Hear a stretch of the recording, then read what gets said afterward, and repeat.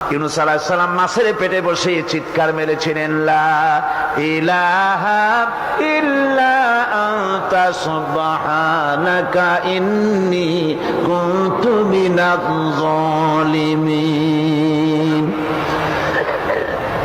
তিনি বলছিলেন, আয় আল্লাহ তাআলা, আমি তোমার প্রশংসা করছি, তুমি ছাড়া উপাস্য নাই, মাবুদ নাই। আমি তোমার পবিত্রতা ঘোষণা করছি, আমি তো জালিমদের অন্তর্ভুক্ত হয়ে গেছি। বাস এতটুকুন কথাই বলেছেন।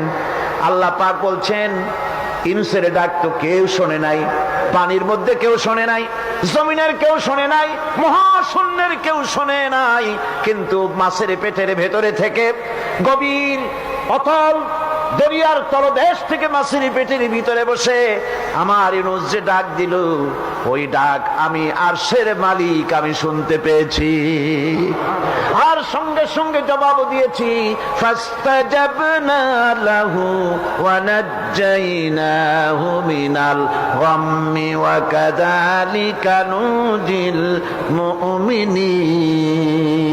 ডাকের সাড়া দিলাম, বিপদ দিয়া বাঁচায় দিলাম। শুধু ইউনূসের নাম আল্লাহ পাক এ জায়গায় আবার ওয়াদা করলেন, দুনিয়ার যত মুমিন বান্দা আছে তারা যদি কখনো বিপদে পড়ে যায় আর আমারে যদি ডাকে, আমি এইরকম করে বিপদ থেকে বাঁচাইয়া দেব।